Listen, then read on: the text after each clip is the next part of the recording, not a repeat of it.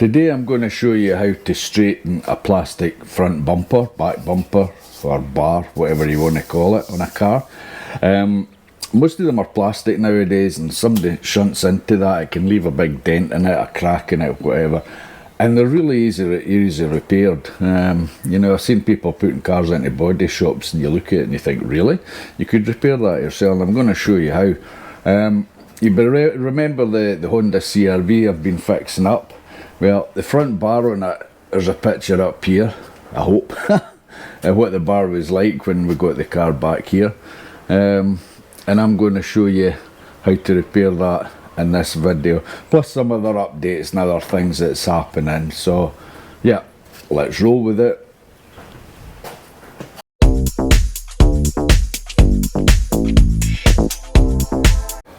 So yeah, in this video we'll fix the front bar. So as you know, I've been doing this Honda CR-V. I've still got the bonnet to straighten. I've got the front built up, I just need to pull this out. And then it's a matter of getting, there's a few wee bits and pieces I've got to put on. I can get the front bar on. So here's the front bar now. As you can see, it doesn't look that bad really. A wee bit buckled there, but I'll fix that out. And there's a wee bit here where it's, I think this is where the major impact's been, and it's actually poked a hole in here, but the plastic's all here. So what I need to do is try and fix this, and I'll do that with the hot air gun. I'll try and straighten it as best I can. There's also a crack here which I need to fix. There's a crack here which I need to fix. I'm going to show you how to do that. And yeah, once this comes out, we'll use glue or something to stick it back together, or we could fill it if it's really bad, sand it down and just a wee spray paint, and yeah, that would be it. Anyway, I've got a new toy. It's one of these things for welding plastic bumpers and things together. Not the glue one, I've already got that stuff, but I've got another machine there which is quite good, and it actually melts pins into the crack and holds it all together. So we'll have a wee shot of that very shortly. So before I get started, I'll give you a quick update. So if you're used to this channel, you'll notice the Suzuki Boulevard has gone. She has left us. I put it on Facebook Marketplace for sale, and I actually got a call from a guy at a motorcycle dealership.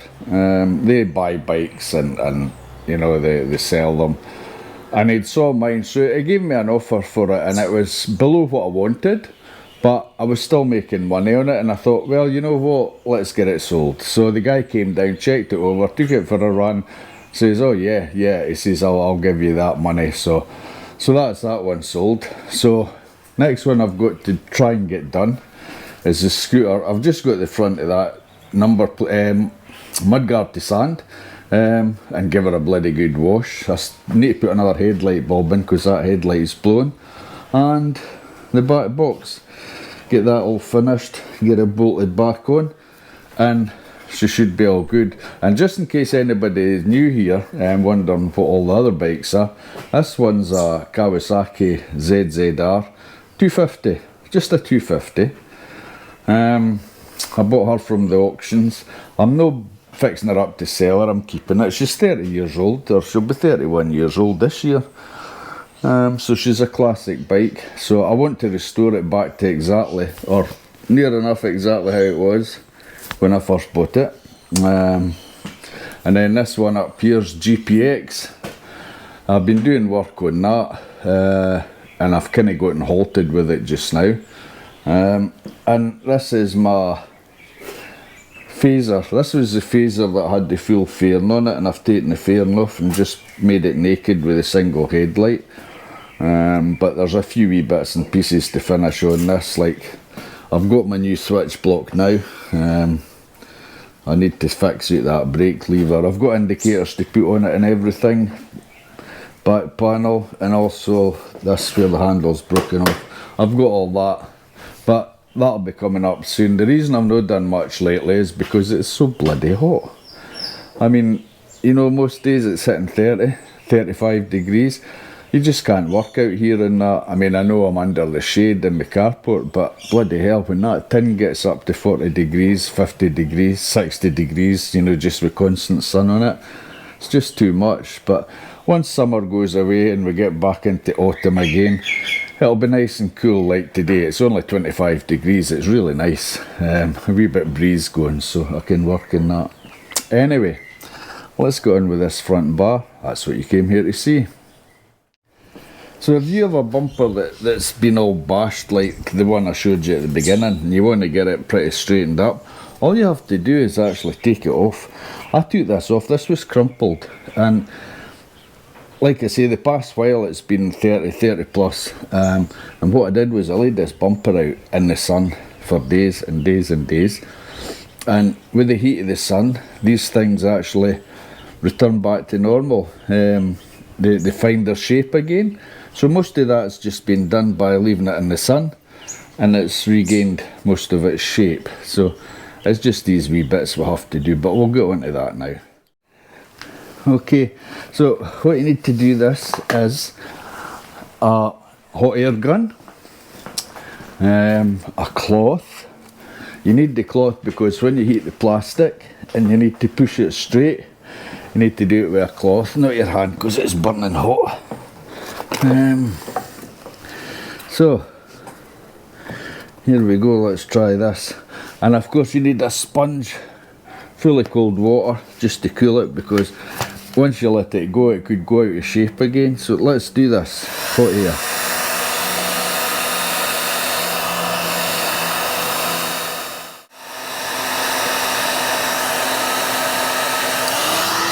And then shape it.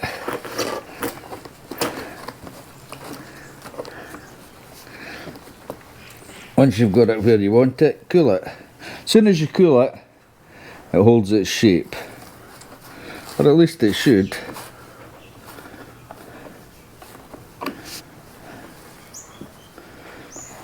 Pretty close. See, that's pretty close. So what I'll do, see, most of that's just a bit in place there. This wee bit's, there's a bit missing out of here, which is a shame. But this bit's in place here. So really that would just need pinned at the back and a wee bit filler or something, sanded down. Same with this, filled, sanded down. But this is all put back out and it's all in shape.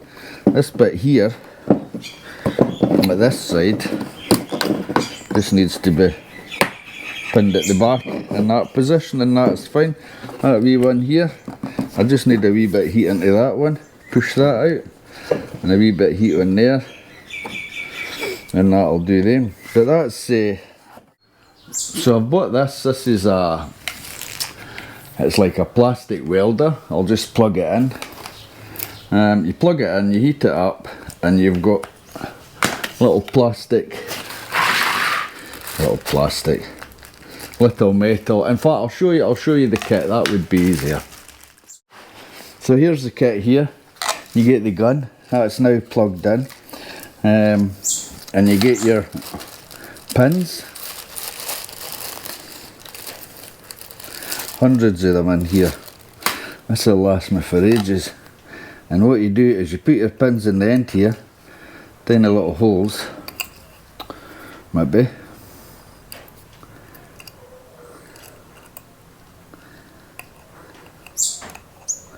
Like this, and then you press the trigger, and this end heats up. It goes, oh, it's hot. It goes red, and you push it into the plastic, and then you let it go, and then you just cut the wee ends off when you pull the gun off, and that's it. So I'll show you what we're going to do. While I'm doing this, I'll have my coffee. Right, so you get your gun and you pull the trigger. Now this is a 50 watt one, so it'll take a wee while just to heat up.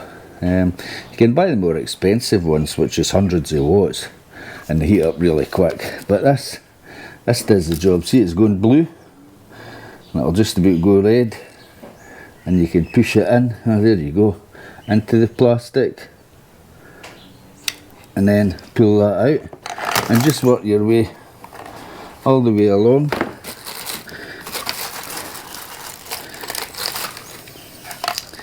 And this will straighten it up and hold it together. If I can get the pins in the holes.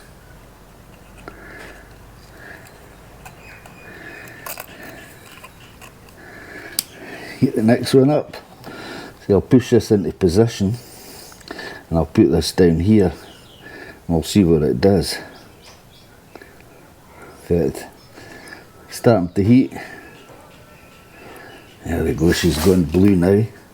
So keep the trigger pressed in while you're pushing it in, and let the trigger go once you've got it in enough. Now if I let that go, you just hold it a few seconds. If I let that go, that should hold in place. Like that. And then just continually work your way along. If you have a look there, you'll see that that's all welded with the wire.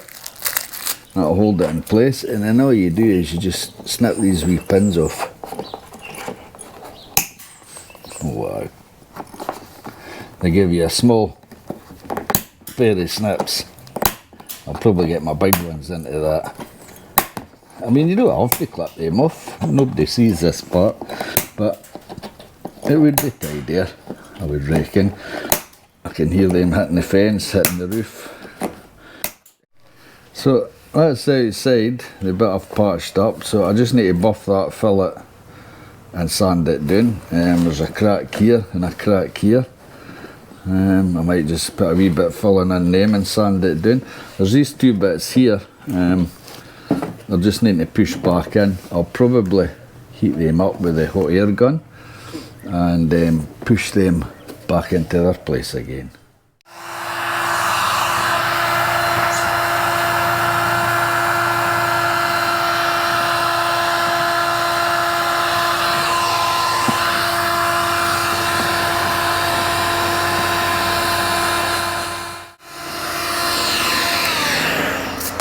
So that's them pushed back into their place. I'll put a couple of these welding clips on it, and then after that it's just a matter of wee bits like this that needs straightened out. A wee bit here needs straightened, it's not that bad, but I will straighten it out, put a clip in it, and then hopefully that'll be it. I don't know if I'll fill it today. I probably will, yeah. So what I'm trying to do now is put this bit of bumper that I've straightened and fixed onto the bottom part of the bumper. Once that's done, it'll be quite solid and rigid, it won't move, and then I can fill these bits in that are repaired.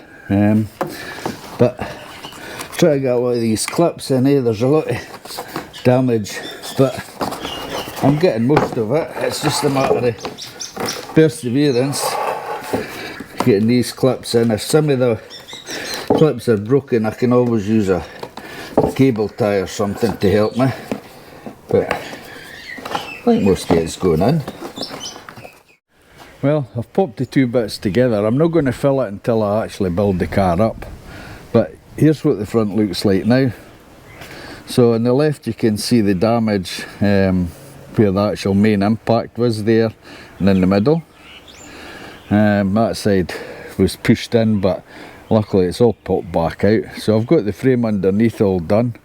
I've still got bits, fittings that go along here. See, this bit's broken here, so I've got a bit to put in there, but I've still got the fittings to go along here where the lights go, and the lights sit on top of that. And I've still got the bonnet to straighten out a wee bit. But when my mate comes down, we'll both do that. It's easier with two people doing it to bend it into shape. But that's it there, and it's looking no bad. It's just sitting on with cable ties just now, but I'm going to leave it sitting like that so as the hot weather makes the bumper take its shape. But yeah, by the time we put the lights in it, she'll look quite good. So there you go. I've just put the lights in it. As I say, it doesn't look right because the bumper's not fitted on properly. It's just sitting there for show at the moment. But that's it with the lights in place. And looks no bad. I'll shut the bonnet and see what it's like.